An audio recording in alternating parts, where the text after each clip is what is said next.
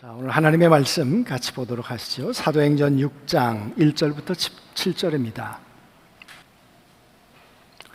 그때 제자가 더 많아졌는데 헬라파 유대인들이 자기 과부들이 매일의 구제에 빠짐으로 히브리파 사람을 원망하니 12사도가 모든 제자를 불러 이르되 우리가 하나님의 말씀을 제쳐놓고 접대를 일삼는 것이 마땅하지 아니하니 형제들아 너희 가운데서 성령과 지혜가 충만하여 칭찬받는 사람 7을 택하라. 우리가 이 일을 그들에게 맡기고 우리는 오로지 기도하는 일과 말씀 사역에 힘쓰리라 하니 온 무리가 이 말을 기뻐하여 믿음과 성령이 충만한 사람 스데반과 또 빌립과 브로노고와 니가노르와 디몬과 바메나와 유대교에 입교했던 안디옥 사람 니골라를 택하여 사도들 앞에 세우니 사도들이 기도하고 그들에게 안수하니라. 하나님의 말씀이 점점 왕성하여 예루살렘에 있는 제자의 수가 더 심히 많아지고 허다한 제사장의 무리도 이 도에 복종하니라. 네. 오늘은 나사렛 대학 주일이라고 말씀을 드렸습니다. 학교가 세워지게 되기까지는 많은 이야기들이 있을 것입니다. 하버드 대학은 1636년에 하버드라고 하는 사람이 퓨리탄이죠. 청교도죠. 영국에서부터 건너와서 1년 만에 죽습니다. 그가 죽으면서 책 320권과 우리나라 돈으로 100만 원을 헌금하고 죽습니다. 그게 종잣돈이 되어서 세워진 학교가 하버드 대학입니다. 그래서 글을 가르쳐서 성경을 읽히고 그 성경을 가르치려고 세운 학교가 하버드죠. 그러니까 신학교로 출발한 거죠. 목적 자체가. 그때 9명이었는데 지금은 약 2만 명 정도가 매년 들어간다고 합니다. 하버드 대학의 1년 예산이 우리나라 예산과 같답니다. 대단한 학교이지요. 그 시작은 한 사람의 사랑으로부터 시작되었습니다. 서부에 가면 스탠포드라는 대학이 있습니다. 이 대학은 1891년에 스탠포드에 의해서 세워졌는데 아들이 죽습니다. 그리고 시리에 빠져 있었어요. 이 스탠포드는 그때 상원 의원이었습니다. 어떻게 이 슬픔을 이겨낼까? 그러던 중에 꿈에 아들이 나타났어요. 그리고는 아버지에게 아버지, 나 말고도 젊은 아들들이 많습니다. 젊은이들을 사랑해 주십시오. 그래서 자기가 가지고 있는 재산을 들여서 젊은이들을 사랑하려고 세운 학교가 스탠포드이지요. 가보면 건물 하나하나 작품이고 그리고 동네 하나가 대학입니다. 동네 하나가. 여러분, 한 사람의 사랑이 젊은이를 세우고 그리고 한 시대를 그리고 오랜 동안 역사를 이루어 오게 된 것이죠. 나사렛 대학은 교단은 48년 10월 25일 날 세워졌습니다만 대학은 54년 9월 14일 날 시작이 되었습니다. 여러분, 그 전에 48년서부터 태동하는 기간이 있었습니다만은 미국 나사렛 교회와 연결된 것은 그리고 신학교가 세워진 것은 54년이지요. 여러분 6.25 끝나고 난 다음에 휴전이 53년에 있었잖아요. 그때 나사렛 교회가 무슨 돈이 있었겠습니까? 많은 나사렛 교회 성도들이 헌금을 해준 것이죠. 아마 옥합 헌금, 아라바스타 헌금이 아마 거기에 들어갔을 것입니다. 그리고는 사직동, 지금의 광화문에서 서대문으로 내려가 서대문의 그 독립문 있는 곳으로 올라가다 보면 사직동이라고 있는데 거기에 신학교가 시작이 됐습니다. 사진을 한번 띄워보시면 좋겠습니다. 여러분, 그렇게 시작했던 맨 밑에 그림이 사직동 신학교입니다. 그랬다가 58년에 등촌동으로 옮겨가게 됩니다. 가끔 저기에 교단 본부가 지금 남아 있는데 가끔 저 땅을 그냥 두었더라면 얼마나 좋았을까. 기성의 본부가 지금 강남에 있거든요. 평당 가격이 5. 놀라지도 않는군요. 한 평에 5. 그러니까 그 땅값이 조가 넘더라고요. 조가. 그랬더니 농담 반 진담 반 우리 이용주 총무가 우리 선배님들은 땅 파는 재주가 있으셔가지고 그만 다 없어져 버렸다. 물론 뭐 없어진 건 아니고, 그리고는 81년에 천안으로 내려갔습니다. 지금의 나사렛 대학이 있는 자리이지요. 천안에 내려가기까지 신학과하고 목회학과가 있었습니다. 그래서 처음 출발도 신학과였고, 그리고 지금 81년도에도 신학이 중심이었습니다. 그러다가 나사렛 교단이 가지고 있는 중요한 핵심 가치가 선교, 교육, 그리고 또 하나가 이 박애, 구제입니다. 그래서 가난하고 힘든 분들을 위해서 어떻게 우리가 섬겨야 할까, 그런 가치 때문에 재활복지를 우리가 이제 특성화하게 되었죠. 그리고 재활복지는 제가 알기로는 서울대, 이대, 계명대, 그리고 나사렛 대학이 서로 장을 다룰 만큼 나사렛 대학이 그 분야에 있어서는 아주 특화된 대학입니다. 우리 또 학교에 가면 새꿈학교라 그래서 아주 중증 장애인들, 초등학교서부터 저 고등학교까지 장애인은 돌보는 새꿈학교도 있습니다. 우리 오세철 장로님, 우리 장로님이 그 학교를 설립하신 분이기도 하세요. 여러분, 이렇게 나사렛 대학이 오늘까지 존재해서 70주년이 되었습니다. 참 감사한 일이고, 또 여기까지 오기까지는 하나님의 도우심과 또 많은 분들의 손길을 통해서 여기까지 왔다, 그렇게 인정합니다. 그런데 참 가슴 아픈 것은 신학과가 점점 위축돼 가는 거예요. 여러분, 우리 교회 많은 분들의 관심, 나사렛 교회 성도들의 관심은 물론 나사렛 대학이 잘 돼야 합니다. 인문학부도 그렇고. 그러나 신학과가 좀 활발했으면 좋겠는데, 그러잖아요?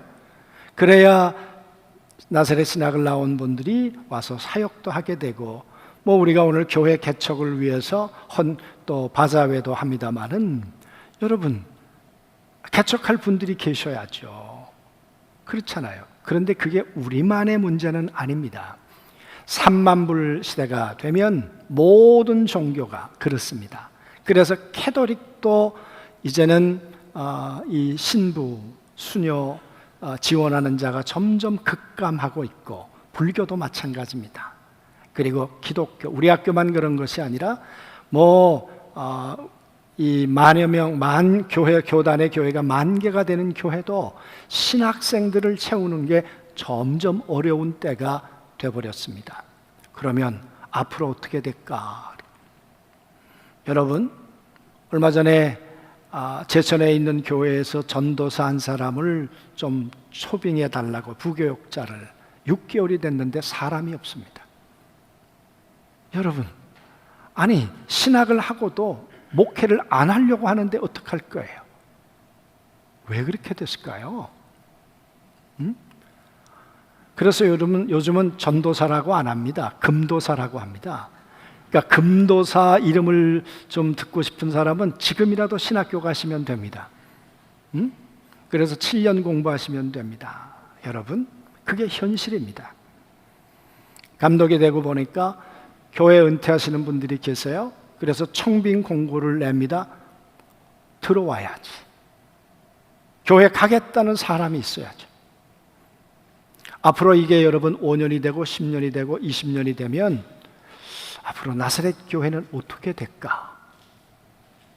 신학교가 점점 위축돼 간다는 것은, 신학과가 힘들어져 간다는 것은 교회 미래와 직접적으로 연관이 있습니다. 지금 피부로 느끼고 있고요.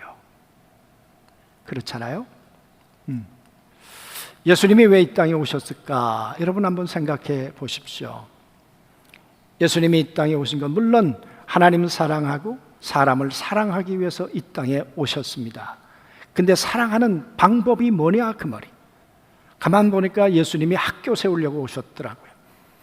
마가복음 3장에 보니까 자기가 원하는 자들을 따라오라 산으로 데리고 가셔서 그리고 함께 있게 하시고 약 3년 동안 함께 있으면서 내가 누군가를 가르치셨어요.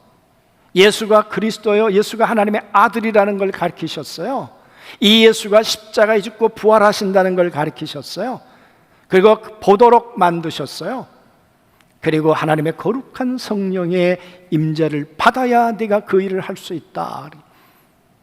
그래서 여러분, 마가복음 3장 13절 이하는 입학식이라면 졸업식은 마태복음 28장입니다. 그러므로 너희는 가라, 모든 족속으로 아버지와 아들과 성령의 이름으로 세례를 줘라. 여러분, 파송할 때 졸업식 때 했던 이야기죠. 그러나 예수님이 아직은 아니야. 성령이 임하면 너희가 권능을 받고 가야 돼. 교회 네 재주로 하는 것 아니고 내 스펙으로 하는 거 아니야. 성령이 임하면 네가 하나님의 교회를 세울 수 있어. 여러분, 그게 우리가 보았던 사도행전 이야기 아닙니까? 여러분 생각해 보세요. 오순절 마가다락방에 120명이 없었다면 어떻게 됐을까요? 성령 받은 사람이 하나도 없었다면, 그랬다면 여러분 교회가 이 땅에 태동됐겠습니까?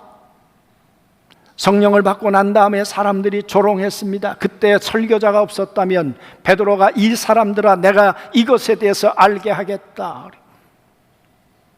여러분, 이렇게 설교해 줄 설교자가 없었다면 여러분 3,000명이 회개하고 돌아올 수 있었겠습니까?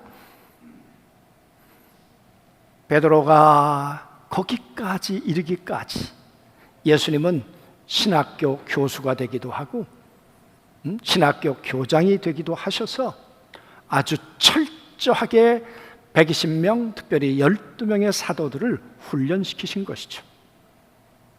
여러분, 그들을 통해 초대 교회가 세워져 갔습니다. 그렇게 세워져 가다가 교회가 사람들이 모이는지라 잡음도 있고 어려움도 있었습니다. 오늘 사도행전 6장은 지난번에도 말씀드렸습니다마는 그러던 가운데 파벌이 생겼어요. 헬라파, 히브리파. 그래가지고는 여러분 교회가 시끄러워지기 시작했어요. 그때 사도라는 사람들, 오늘로 말하면 목회자들이 뭐라고 얘기했는가? 특별히 6장 4절에 사도들이 뭐라고 얘기를 했는가? 우리가 기도하는 일과 말씀 전하는 일, 이 일을 제껴놓고 대접하는 일, 접대하는 일, 이 일을 우리가 우선으로 삼았던 것이 이 문제의 원인이었다. 그러면서 하는 말이 우리가 다시 돌아가야 되겠다. 여러분, 교회가 어려워질 수 있습니다. 교회가 문제가 있을 수 있습니다. 그런데 중요한 것은 원인을 진단하고 본질로 돌아가면, 오늘 말씀해 보니까 그 결과가 어땠다고 말합니까? 사랑하는 성도 여러분, 우리가 돌아갑시다. 7명의 일꾼들을 세우십시오. 그리고 우리는 말씀 전하는 일과 기도하는 일을 전무하겠습니다 라고 얘기할 때 왜 우리가 그걸 해야 합니까? 사도들이 하십시오. 우리 바쁩니다. 그랬다면 어떻게 됐을까요? 여러분, 우리도 할 일이 많고 우리도 시간 내기가 만만치 않습니다. 그러니까 말씀 전하는 일, 기도하는 일, 그거 소중한 일이지만 이 일도 하시라니까요. 만약에 그랬다면 과연 어떻게 됐을까? 이 일을 받아들였어요. 그리고 성령 충만하고 지혜 있는 사람 7을 세웠어요. 사람들에게 평판 좋은 사람들을 세웠어요. 그리고는 사도들은 말씀 전하는 일과 기도하는 일에 전무했겠죠. 그랬더니 일어난 결과가 뭡니까? 허다한 무리가, 수많은 사람들이 폭발적으로 교회 안에 들어오기 시작했다. 사랑하는 성도 여러분, 위기를 맞이했습니다. 그러나 위기를 어떻게 처리해 가느냐에 따라서 교회가 뒷걸음질할 수도 있고 교회가 앞으로 나갈 수도 있습니다. 교회가 부흥할 수도 있고 교회가 주저앉을 수도 있다 그 말이에요. 여러분, 교회는 끊임없는 갈등과 위기의 연속입니다. 우리가 사도행전을 보지만 여러분, 위기와 갈등 아닌 때가 있었습니까? 스데반이 죽는 것 얼마나 큰 위기입니까? 그렇잖아요. 아니, 어느 날 바울이라고 하는 사람이 개종했다고 전도하러 다니는데 그게 정말일까? 위기였습니다. 교회가 위기가 아닌 적이 없었습니다. 그러나 여러분, 위기 때 하나님을 사랑하고 교회를 사랑하고 그리고 이 목회 복음의 본질을 회복할 때는 교회는 일어섰습니다. 저는 우리 나사렛 교단도 하나님의 은혜 안에 정말 신학교도 다시 일어나고 신학부도 다시 살아나고 하나님의 사역자들이 하나님의 뜻 가운데 세워져 가기를 원합니다. 그런데 여러분, 왜 교회가 점점 힘들어질까? 그렇길 소망하지만 그래서 제가 감독을 이제 한 5개월 남았습니까? 5, 6개월 남았네요.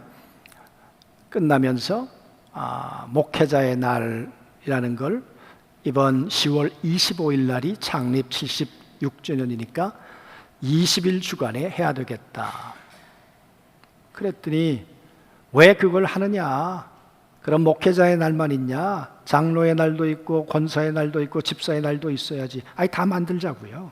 근데 중요한 건 왜 만드느냐 그 말이에요. 왜? 여러분, 목회자가 점점 줄어가고 목회를 하지 않는 이런 상황을 어떻게 해결할 거냐 그 말이에요. 여러 가지 원인이 있을 겁니다. 여러 가지 원인. 그래서 거기에 대한 대안을 함께 고민하고 출구 전략을 찾지 않으면 저는 교회는 점점 몰락해 간다. 여러분, 교회학자들이 이야기하기를 어느 나라나 3만 불 시대가 되면 교회는 후퇴한다 그랬어요. 우리가 지금 꼭 거기에 걸려 있거든요. 그러니까 여러분, 교회 내의 문제일 수도 있겠지만 교회 밖의 사회적인 요인이 교회가 쇠퇴할 수밖에 없다 그 말이에요. 그러면 교회 안에는 문제가 없을까요? 교회 안에는 오늘 아나니아와 삽비라와 같이 이 바나바를 보면서 또 다른 속셈을 가졌던 이런 아나니아 삽비라 같은 사람은 없었을까? 오늘 히브리파 헬라파처럼 파버린 우리 교회 안에는 없을까? 교회 안에 스데반이 죽는 것처럼 예상하지 못했던 위기가 교회 안에 일어나는 일은 없을까? 그 말이 왜 없겠습니까, 여러분? 이런 근본적인 원인들을 우리가 깊이 생각하고 다시 한번 교회가 회복돼야 되는데 교회 회복은 목회자의 회개로부터 시작된다. 목회자가 하나님 앞에 회개하지 않으면, 그래서 10월 달에 지금 9월 며칠인가요? 저희 교회에서 실행위원들이 모입니다마는 모일 때 우리가 10월 달은 목회자가 하루 한 끼 금식을 하며 회개를 하든지 정말 하나님 앞에 회개하고 그리고 모든 성도들이 회개해야 하나님의 거룩한 은혜가 임하지 않겠는가 그 말이에요. 그런 의미의 목회자의 날. 그래서 목회의 본질, 교회의 본질을 다시 되찾아가는 그런 운동이 되었으면 좋겠다. 여러분, 목회자의 날은 가만히 보니까 기원이 정확하지는 않아요. 그런데 보니까 1950년대 초반, 50년대 후반 또는 60년대 초반에 미국에서부터 제정이 되었더라고요. 그리고 여러 나라에서 채택을 했어요. 그리고는 10월을 이 목회자의 날로 특별히 둘째 주일을 그렇게 정하기도 했더라고요. 그리고 미국은 목회자 인식의 달로 10월 전체를 그렇게 정하기도 했어요.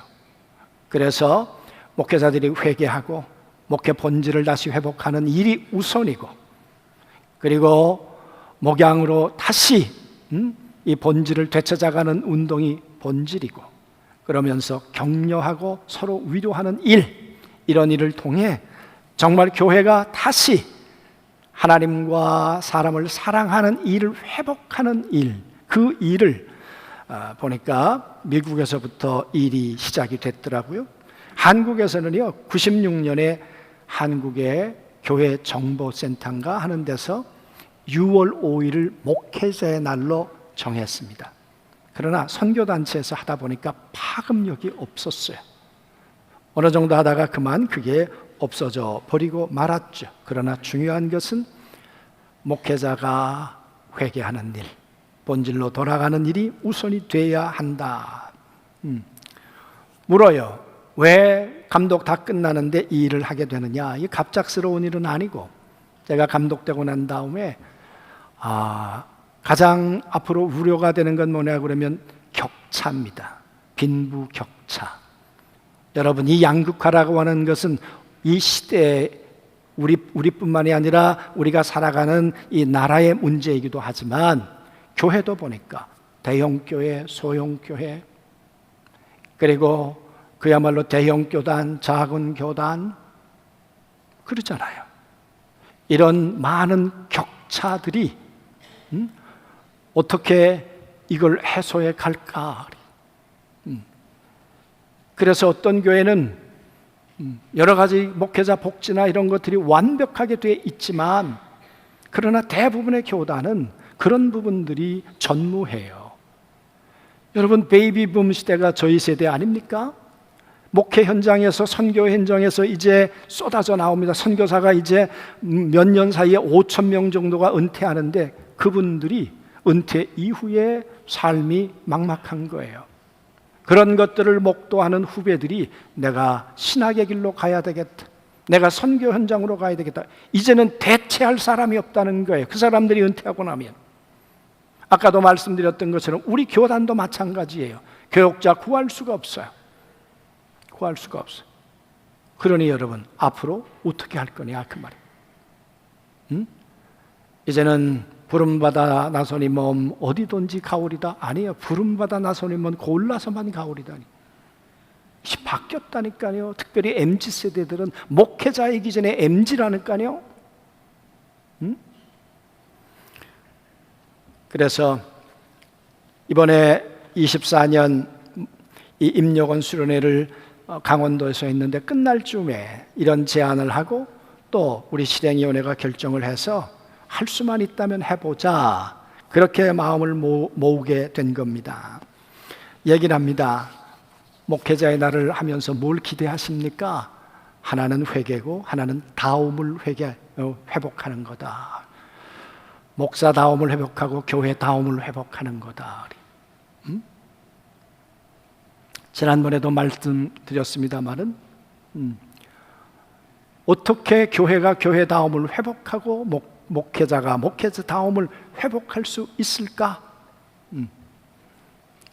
만약 회복하지 않는다면 여러분, 누가 교회를 돕겠습니까? 누가 교회를 신뢰해 주겠습니까? 그래서 이 시작은 목회자의 회개를 통해 목회자다움을 우리 스스로가 회복해 가야 한다. 오늘 한국교회 그리고 한국 사회 부패의 책임은 첫째 원인이 목회자에게 있다.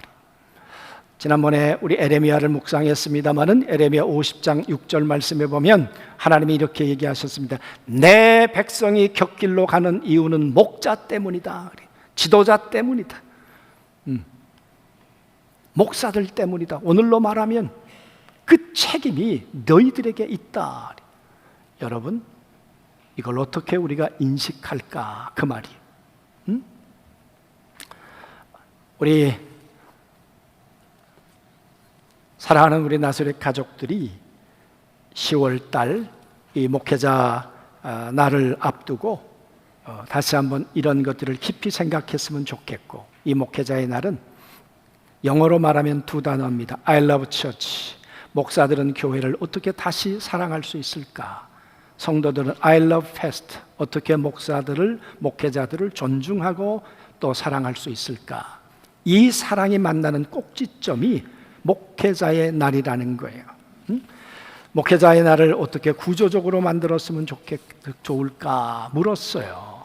여러분, 이것은 신문에 실어놨으니까 나가시면서 신문을 가져다가 자세히 읽어보셨으면 좋겠습니다. 초대교회를 생각해 보십시오. 성령이 임했습니다. 3,000명이 회개하고 5,000명이 돌아왔습니다. 그래, 회개했어. 성령 받았어. 그걸로 끝났습니까? 아니, 교회는 시스템화됐다는 거예요.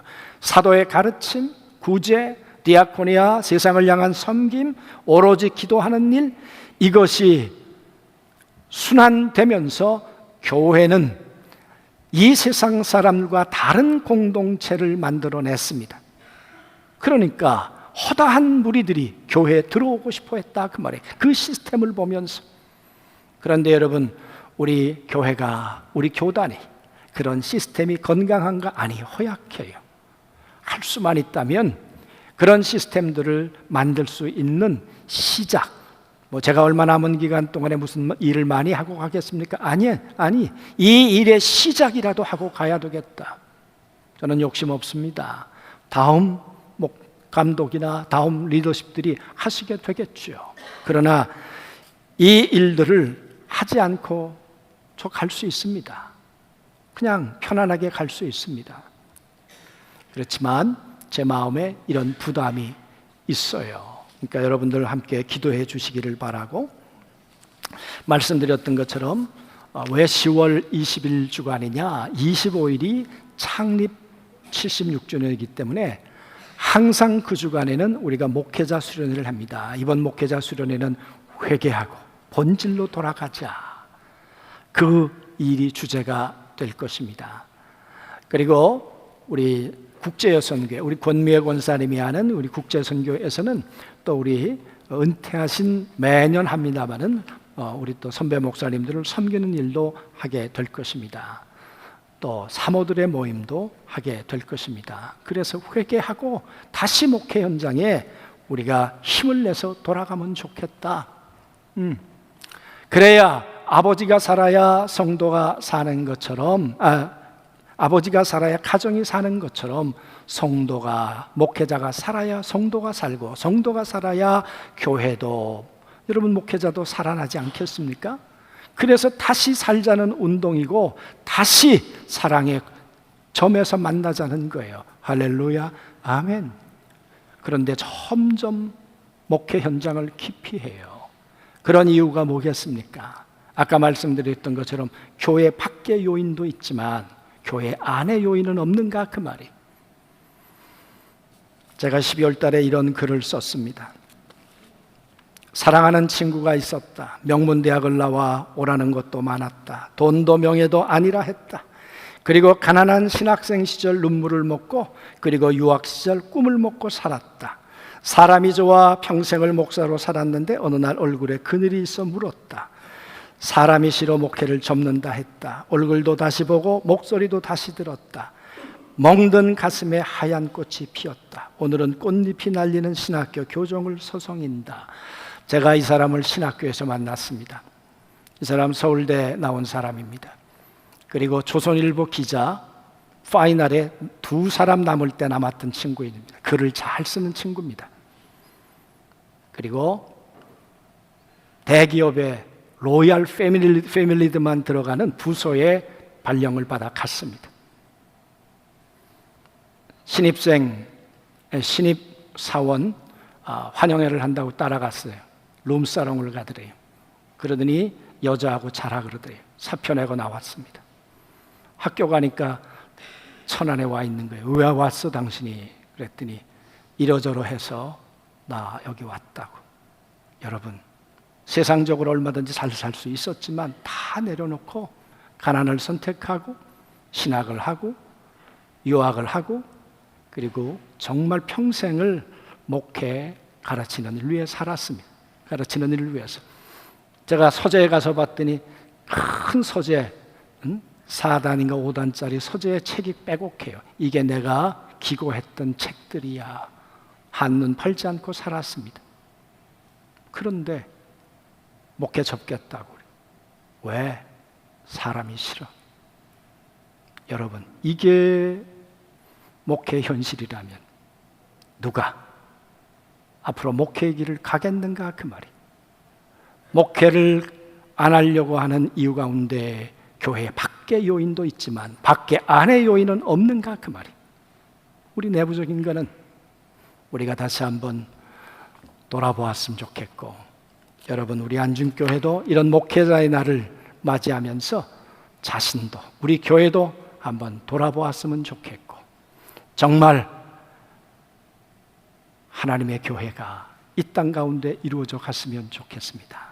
그래서 말씀드렸던 것처럼 신학교를 세우기 위해서 예수님 오셨고 사람을 부르셨고 성령 주어서 성령 받은 그들로 하여금 설교자가 되게 해서 3,000명, 5,000명씩 돌아오게 하고, 교회가 분열이 있을 때 아니야, 우리는 기도하는 일, 말씀 전하는 일에 전무할 거야. 이 기도한다는 말은 프로스케, 이 말은 하나님 앞에 서서 하나님의 뜻이 뭔지를 분별하고 그 뜻을 위해 기도하며 하나님의 교회를 세우는 게 프로스케라는 거예요. 말씀을 전한다는 것은 성경 공부가 아니에요. 이 시대에 맞는 하나님의 음성이 뭘까? 상황에 맞는 하나님의 음성이 뭘까? 하나님의 음성 생음을 증언해서 안진뱅이가 일어나고 죽은 자들이 살아나는 하나님의 교회를 만들어야 한다. 그게 여러분 오늘 사도행전 6장 4절의 사도들의 고백이었습니다. 여러분, 다시 한번 우리 안중교회가 이런 은혜를, 하나님의 역사를 회복했으면 좋겠고, 목회자 날을 통해 나사렛 교단이 다시 이 I love church, I love fest 이 운동이 하나님의 역사 가운데 이루어져 가기를 소망합니다. 아멘.